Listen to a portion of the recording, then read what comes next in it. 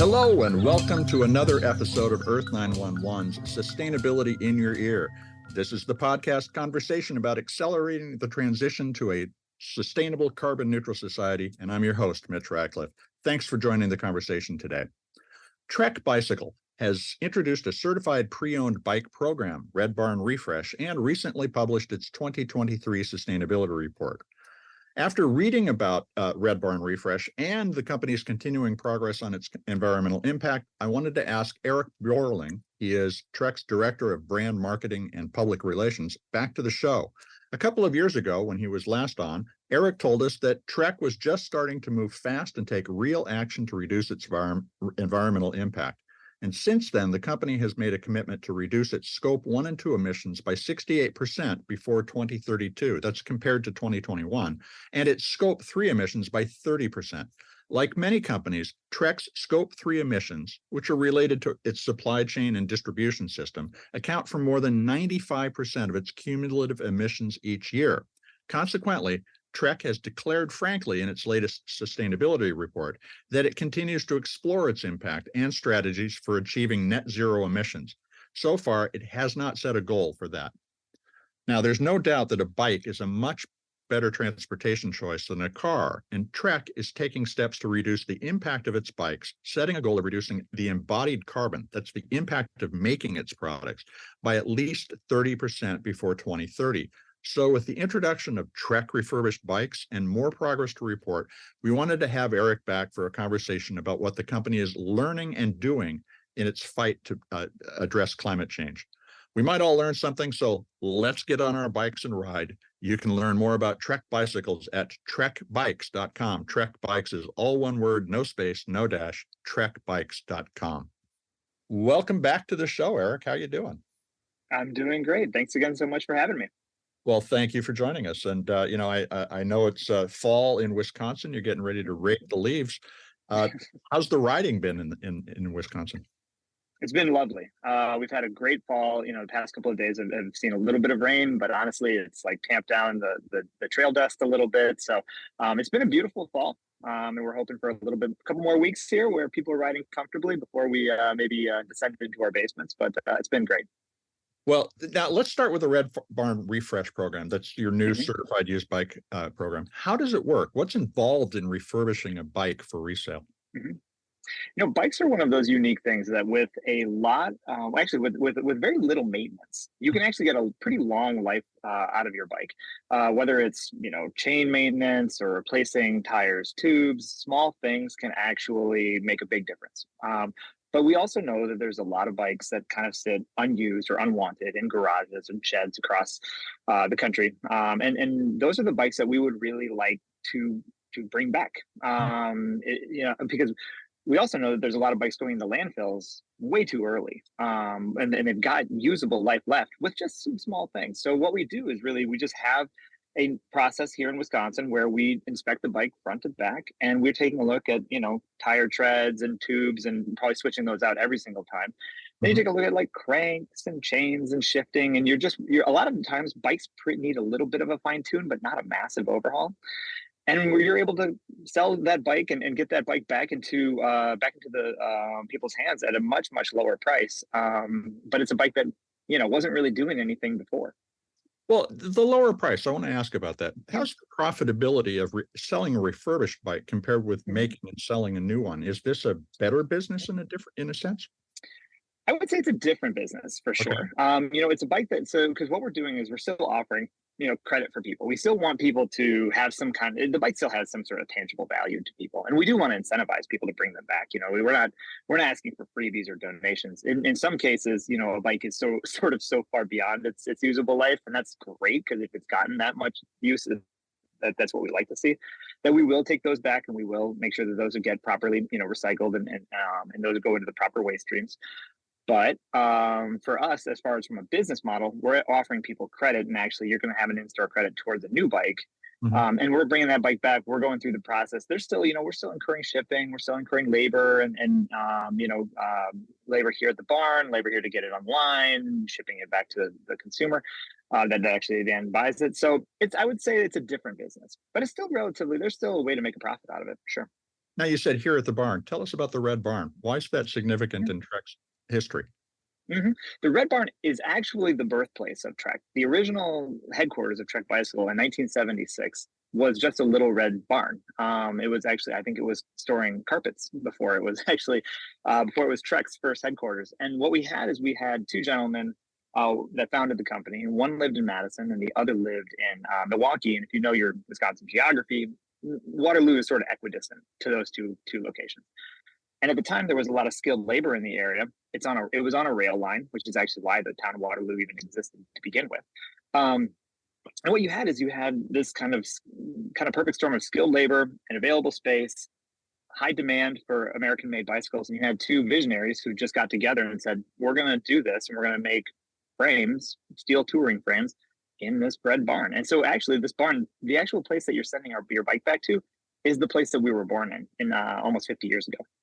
Now, having one service center for this program implies a lot of shipping, from all Yeah. over the country to get stuff back and forth. Mm-hmm. Do you need to put these service centers in more places to reduce the shipping related carbon emissions, or Mm-hmm. does bringing it all to one place create efficiencies and reduce waste so much that offsets the shipping impacts?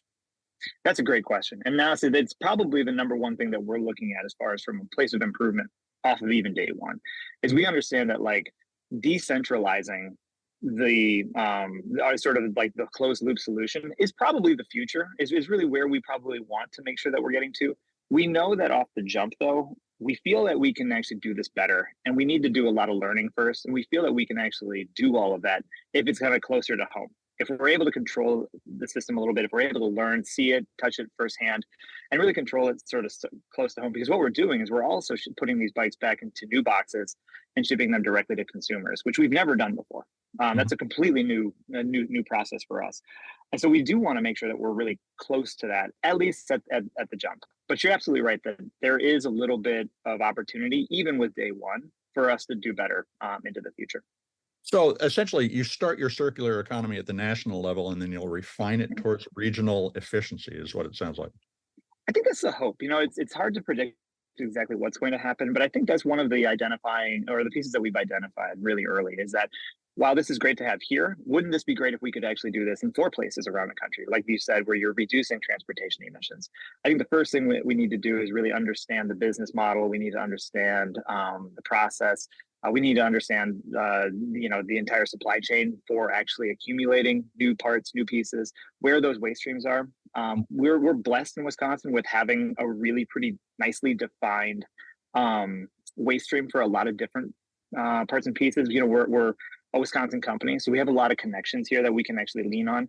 We don't necessarily have as deep roots spread throughout the country, and so when you're taking a look at like, okay, where is the rubber recycling in the Southeast? Where would we actually send an exhausted chain in the Northwest? We don't really know that quite yet, and I think that's where a lot of the research is going to have to come to make it viable for us to decentralize. Well, you grow where you know. Right, right, right, exactly.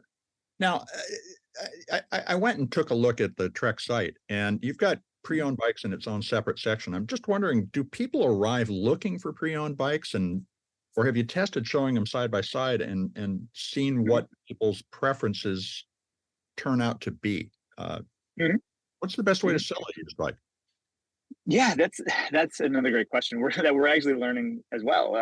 We've got a pre-owned section of our website, and this is all very new for us. It's about, I would say, almost like a week or 2 weeks old for us to really at the consumer level. We've been working on this in the background for more than a year, but now actually having interactions with customers and watching their behavior, that's something I think we're going to have to figure out as well, because we've never had to sell a used bike. We've left that to the secondary markets. We do work with some retailers that do have a secondary sales channel as well.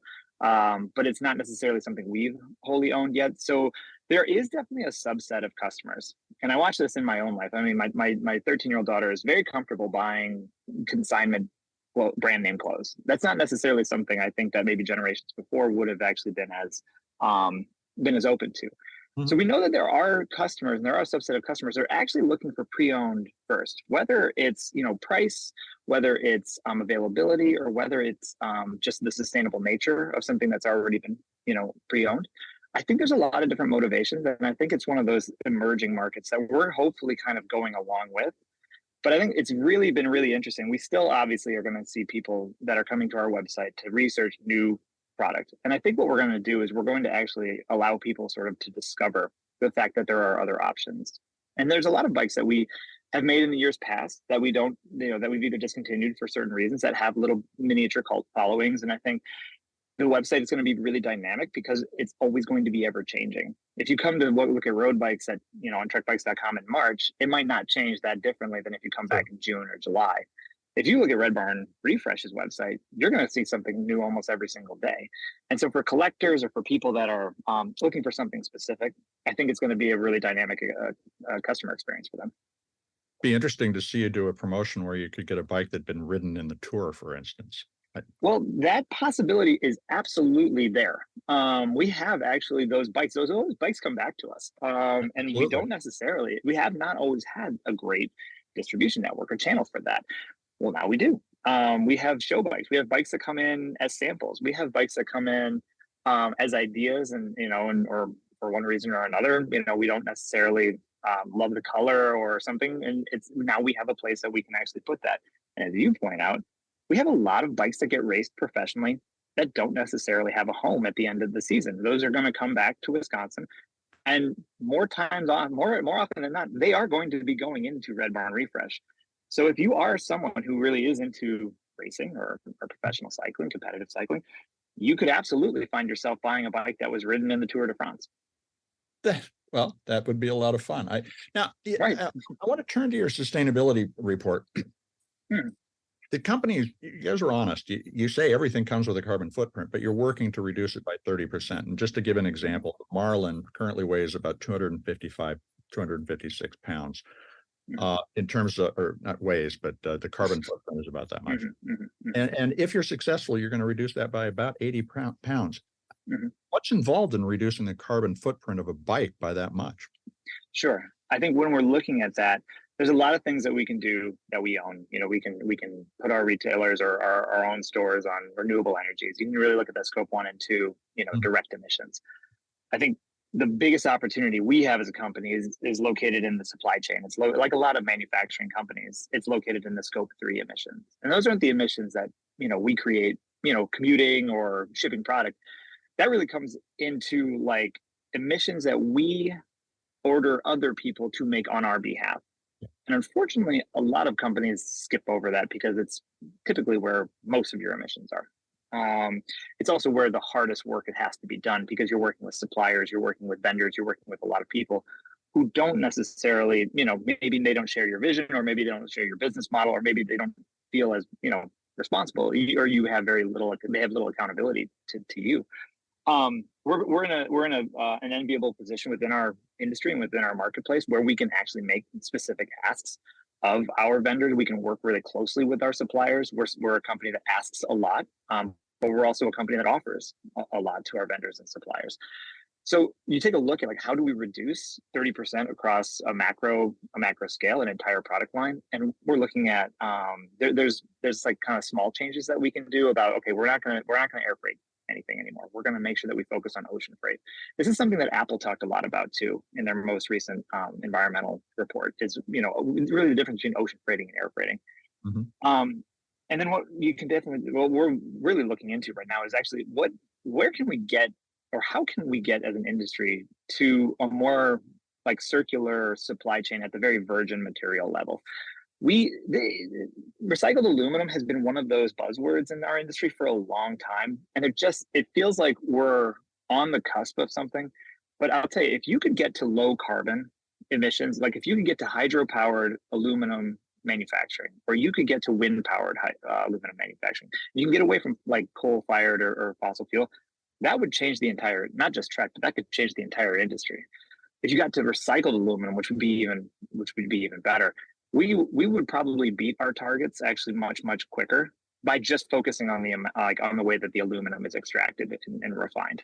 And so that's one thing that we're really focused on. Well, and you've mentioned the closed loop a couple of times as we talked already. The sustainability report is clear. The real challenge with the aluminum recycling is sorting the specialized aluminum apart from It the is. regular aluminum that's in whatever scrap stream that you're talking about. Right. Are you looking at closed loop approaches, not just to the materials in the bikes, but the batteries and your clothing?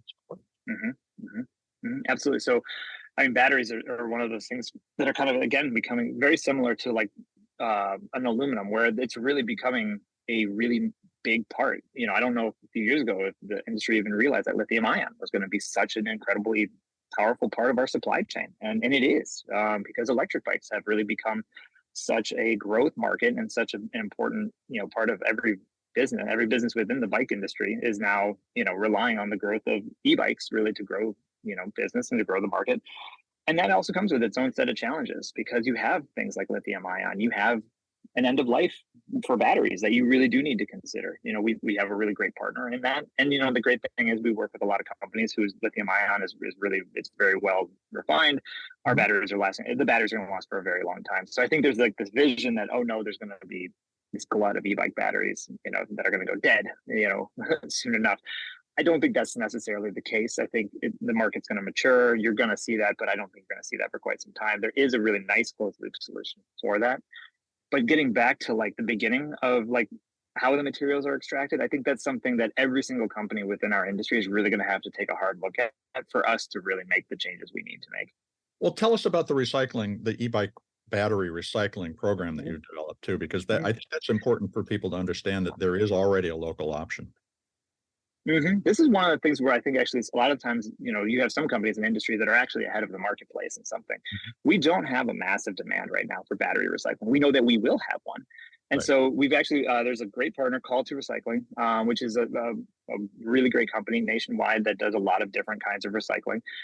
They took a look at the e-bike battery, opportunity and said, I think that we can offer something to the industry. So we've actually partnered with that company specifically. So you can go into any Trek retailer, whether it's a Trek store, or whether it's your local bike shop, or whether it's any bike shop that sells Trek, bring that battery back. All you have to do is just leave it there. We will take care of it from there. And so every one of our stores has become essentially an e-bike battery recycling center. How far do you think overall you can take the reduction in carbon intensity of a bike manufacturing? Can we go 50, 60, or 70% at some point?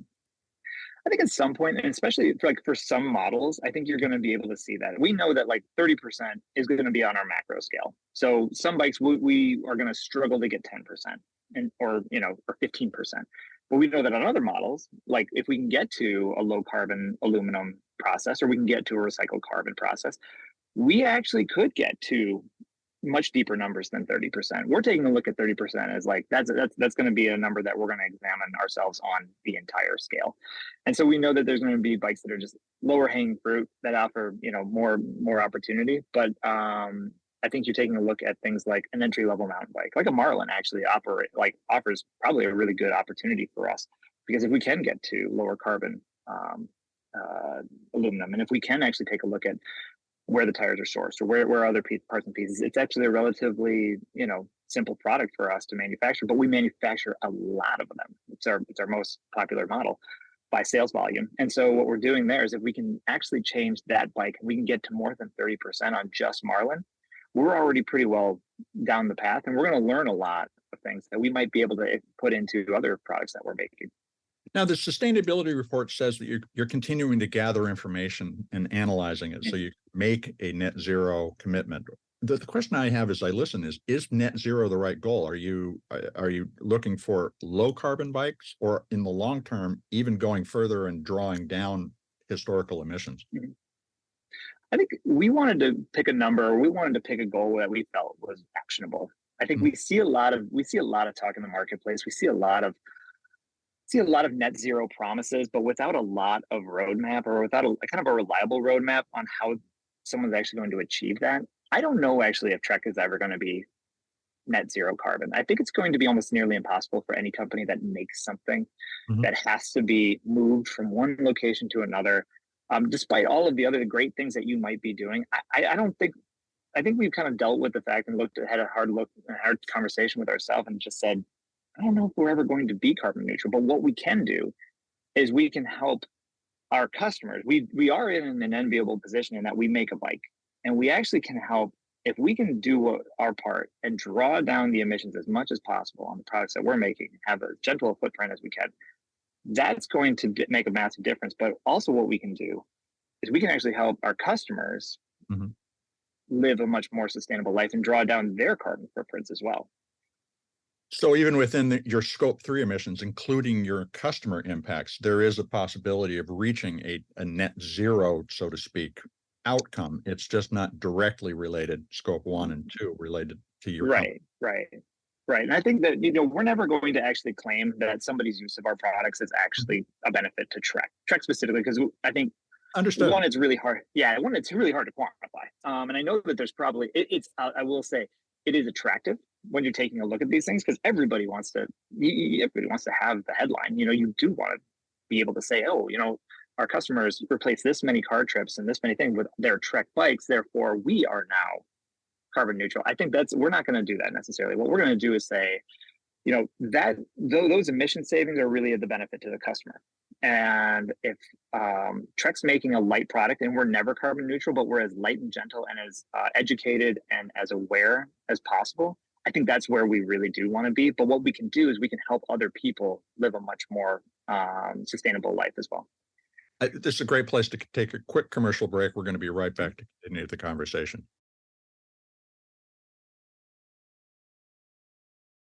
And we are back to talk more with Eric Bjorling. He is Director of Brand Marketing and Public Relations at Trek, about the bike maker's work to reduce its environmental impact.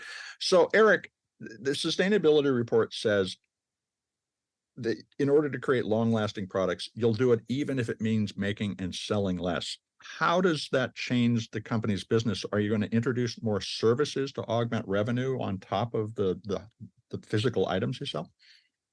Sure. I think, the nice thing about being a privately held family-owned company, and I should say that the employees really are the largest shareholder, single shareholder of Trek. I think one of the great benefits is that we can actually make long-term investments. We can make decisions we don't have to worry about what the next quarter looks like. We're not beholden to external shareholders. We don't feel that kind of pressure. So what we can do is actually we can make investments in the long term, in the long future, the health of the customers, the retailers, and Trek. I think what we're going to see in the future is you are going to see, people using bikes a little bit differently. There will be more services probably offered, as people become more connected and people want a more connected experience, or people want a more frictionless cycling experience. We're going to be able to do things like that, or whether it's, people might rent bikes more often than they own them, because maybe people want to travel a little bit more, and that's something that we can offer because we have a really nice retail network spread between independents. I think you're going to see a lot of different things, but I don't necessarily know if making more products and making and selling more things is really going to be necessarily the thing that's going to propel Trek to sort of its next step. Well, the circular economy implies a very tight relationship between the customer and the company that they're buying from. And you just described, for instance, an environment where we might rent more, but imagine renting at different locations as when you're traveling. Trek could aggregate your riding information, for instance, or other ways of creating a coherent Trek experience in different contexts. How do you think about what Trek's means to the person riding the bike and how you can change what you provide them in terms of value-added experience to make it really uniquely Trek?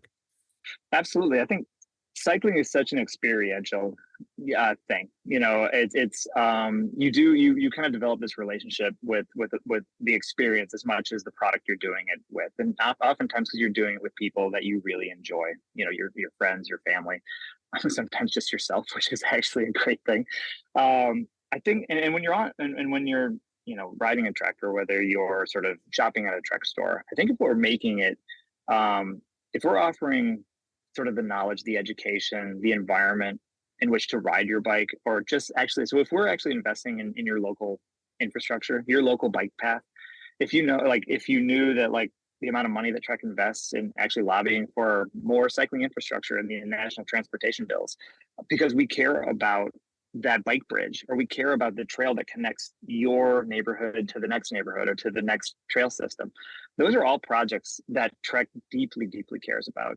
we're in a position now where, yeah, we could sell more, we can make more, but really what we want to see is we really want to see people use their bikes more. I think, if you look at the first, there's no sell more bikes in the mission statement. It's change the world by getting more people on bikes, and whether that's the bike that you own, or whether it's a used bike, or whether it's a new bike, we just want to make sure that we're providing an environment where people feel safe, comfortable, and riding is a fun, fulfilling experience. And I think if we're doing that, the rest will take care of itself.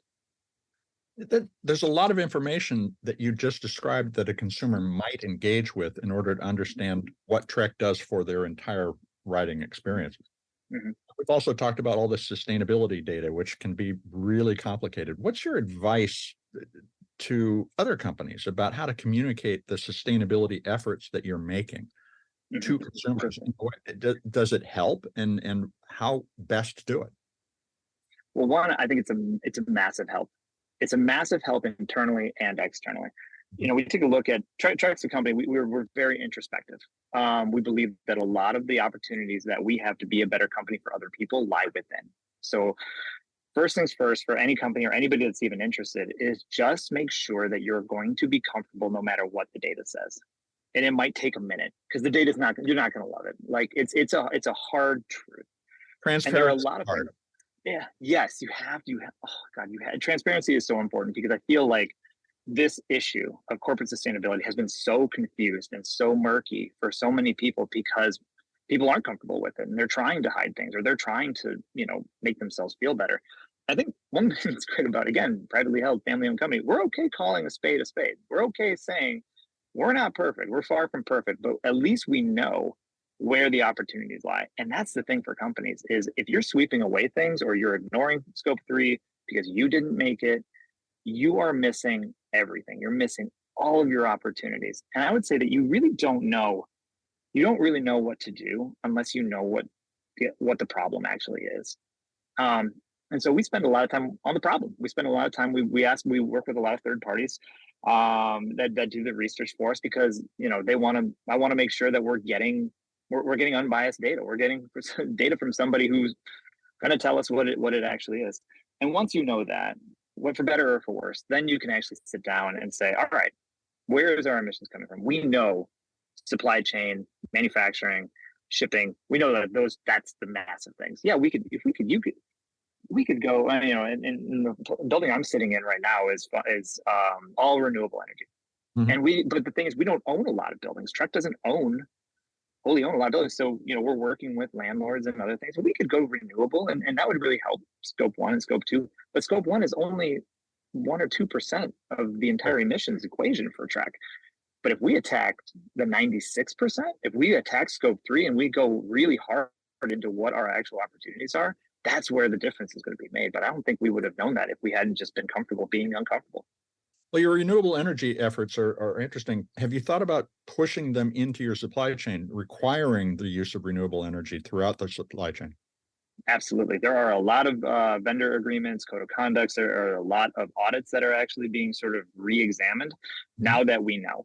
I don't know if we would have taken as hard a stance, or we would be on the mission that we're on, if we had just swept scope 3 away, or we said that's not our responsibility. But by taking that responsibility, we can actually then come up with solutions, and we can actually work with our vendors and say, no, actually, these are some of the new requirements. And again, Trek is in a position where, we have a very good place in the marketplace where we can actually go and say, we need to take a leadership role on this. This is a responsibility that we have.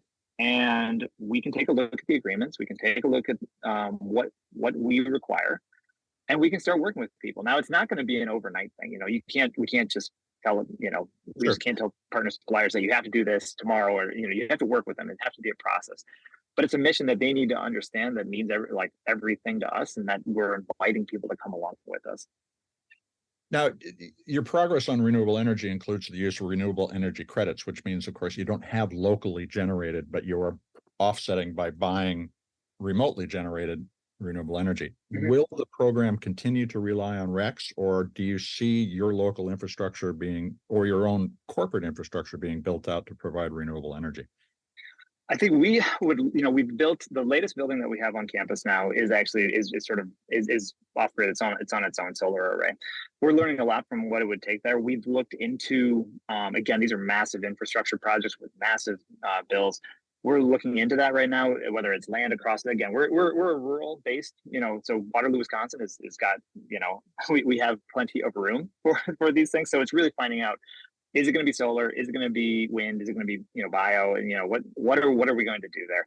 I think for the time being, you're going to see us rely still on RECs. It's really going to be partnering tightly with our local energy companies, but with a plan, and I think with a vision for the future to really wean off of that a little bit. I think we would love to be generating our own power at some point, and it's something that I think needs to be on the roadmap, and it's something we're taking a hard look at. It's just, again, it's one of those things. It's usually not this is going to happen overnight. This is going to just be part of the process. One of the other areas where you've made a really big change is in terms of your packaging. You've reduced the use of plastic by 100,000 pounds a year. What did you replace plastic with in your packaging? And I ask this partly because I'd like to be able to make recommendations to other companies that send me stuff about what to use. What did you guys do? We did a couple of things. It was either like a paper-based product, and we really do try to make sure that paper-based product is FSC certified. So we want to make sure we're drawing cardboard and paper from, forest stewardship certified paper, so that we can actually track the supply chain and make sure that paper is coming from sustainably harvested, forest. Or we replaced it with nothing. And one thing I think we found is that we took a look when we were putting things in plastic without actually even thinking of whether it needed to be individually wrapped or individual plastic at all. You take a look at like, oh my gosh, cycling gloves. We would put the cycling gloves in like a cardboard holder, and then you'd have like these two tiny little plastic, zip tie things that the shelf hanger. Yeah. Right, self hanger, right, exactly. But then every individual one of those would be put into a plastic to protect the gloves. Well, there's nothing actually going on in the boxing or the shipping that would actually compromise the performance or the look and the feel of the gloves. So can we just remove that and just not deal with it? But I don't think, until we said, let's get rid of all single-use plastics, nobody even thought. We would just have this mountain of individually wrapped glove plastic that nobody questioned.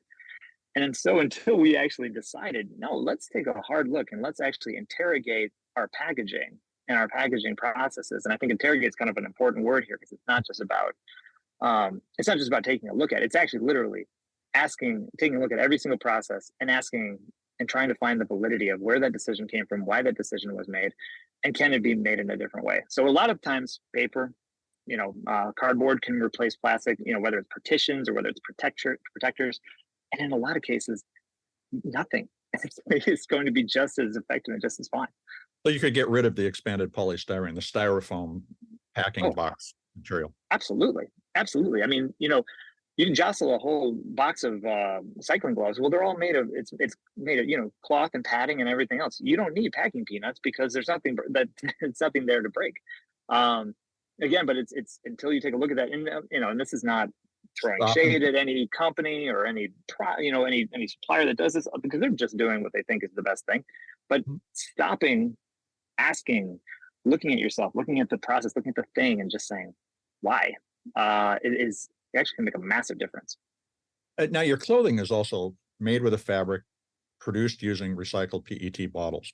Mm-hmm. You're talking about doing recycling of your clothing. How is that investigation going? That one is really, really tough. We have not necessarily found the waste stream that we're really looking for yet on the lycra and sort of the material that it's made of. We really feel like we're on a good path with the very beginning of that. We did find a really great material. We found a great supplier. We found a great packaging supplier. Clothing is one of those things you do want to make sure that, because clothing can be compromised in shipping, and nobody wants to buy a dirty jersey. That's just period. But we were able to find a really great supplier that actually makes, they're called glassine bags, if anybody's interested. These glassine bags are actually they can go right into the recycling. They're almost like paper based, but it's fantastic. And it holds up and it does a great job. But we don't have the closed loop solution yet on recycled clothing, and we're taking a look at that. That is one thing too that I think there's other suppliers there's other clothing brands in cycling that I think might be further along on something like that. And I think one thing that we're going to be looking for there is a little bit of shared knowledge. I would say Trek is a very open company when it comes to our sustainability practices. We will talk to anybody who wants to know what our processes are, who our vendors are, who our partners are on this, and also like our packaging. So if you're out there and you work in packaging or you work in consumer goods, you can call up Trek, and we most of our packaging is open sourced because we don't feel that it's any benefit to anybody else to hide that information or not share it, especially when you come to the rest of the industry that ships things in a lot of ways that we ship them. Well, and you're hitting on the other benefit of transparency is that if you are open about this, you can also get solutions from not just your suppliers, but even your customers. Yes, absolutely. I mean, there are so many people who are so passionate about this that are doing incredible work. We love to learn. We say it all the time. We are learn-it-alls. We are not know-it-alls. We're learning something new every single day. Again, I think this is our second sustainability report, but we still feel like we're very early in this journey. We're learning more and more every single day. But we love when people come to us and say, "Hey, have you thought about, or have you taken a look at, or have you researched?" Those are really important things for us because oftentimes it's very illuminating and it sets us on some pretty good paths. I wanted to ask you about something you already mentioned, which is your programs to encourage bike paths, bike lanes, and so forth. Mm-hmm. A lot of our listeners might be interested in getting something to happen in their community. How can they contact you and potentially get support for a trail by Trek? Sure.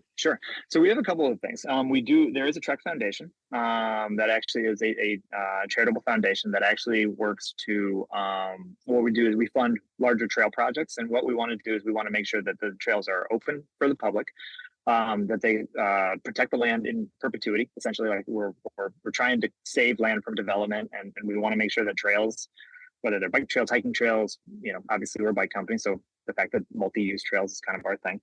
So there's that. You can apply for a grant through the Trek Foundation. There's a website on trekbikes.com for that. The next thing you can do is you can reach out to just any customer service rep and get over to us with any kind of ideas or projects that you're interested in. One thing I would say is take a look at People for Bikes. People for Bikes has a massive investment project going on right now. And I think they're looking at almost like 1,000 projects across the country. And People for Bikes does an incredible amount of work in local infrastructure projects. And they are sort of the national lobbying arm for the bike industry as well. And they can really be a great resource for things like that. And the second place I would go, stop into your local bike shop. Talk to your local bike store, talk to the management, talk to the ownership. These are places that have a business interest and are invested in your local cycling community. Oftentimes have very close relationships with suppliers like Trek or another bike brand. And most bike brands do care a lot about having places set aside for people to ride. I would really encourage you, if you are interested in that, to get into your shop and meet your local shop owners and see what you can do. Eric, it's been fascinating. How can folks follow what Trek's doing? Sure. Take a look at trekbikes.com/sustainability. Come to our website. It's really fun. It's very easy to find our sustainability information. It's linked right off of the homepage. If you are interested in learning more, please do reach out to us. Again, we make our contact information really easy to find. If you want more information or you want to if you reach out with an idea or anything, we would love to hear it. Absolutely. Thanks very much for spending time with us today, Eric. It's been a pleasure. Thank you. That was my conversation with Eric Bjorling. He's Director of Brand Marketing and Public Relations at Trek, the bicycle maker. And you can learn more about Trek bicycles and the Red Barn Refresh program at trekbikes.com. Trek Bikes, all one word, no space, no dash, trekbikes.com. Look, transparency is hard for a lot of companies. Trek's practice of open sourcing its packaging designs, sharing information about the environmental impacts at the product level of its what it does, and working openly with customers and partners is a model for success. If you think about the circular economy as a partnership between company and customer, that implies a longer, deeper connection that makes selling less stuff that lasts longer the basis for a sustainable business. A company then needs to identify its mission in the community and play its part diligently. That allows customers to build trust in and come to rely on the company for repairs, for enhancements to products, and complementary services. And all of that can offset the loss of revenue that might result from selling fewer material products. In Trek's case, the open discussion of its quest for environmental impact improvements is complemented by its community actions to get more people on bikes. The Red Barn Refresh Program helps lower the cost of a bike. Trek's work with People for Bikes creates more bike paths and bike lanes. And in the long run, a Trek customer can be comfortable knowing the money they spend with Trek contributes to a cleaner, greener world. Transparency and holding oneself accountable to the environmental impacts that you create is an effective strategy for any company. So check out Trek Bikes and see what they're doing, learn from it, use it in your company. And if you're shopping for a bike or shopping for anything, look for the kind of information that Eric described sharing when you're doing your comparative research before you buy the product. Hey, I hope you'll take a few minutes to share this podcast or any of the many hundreds of interviews that we've done on sustainability in your ear with your friends, your family, the people you work with. Writing a review on your favorite podcast platform will help your neighbors find us. Folks, you are the amplifiers that can help spread more ideas to create less waste. So please take a moment to do that. Tell your friends, family, and coworkers they can find us on Apple Podcasts, Spotify, iHeartRadio, Audible, or any of the other fine purveyors of podcast goodness they prefer. Thanks for your support. I'm Mitch Ratcliffe. This is Earth911, and we will be back with another innovator interview soon. In the meantime, folks, take care of yourself, take care of one another, and let's all take care of this beautiful planet of ours. Have a green day.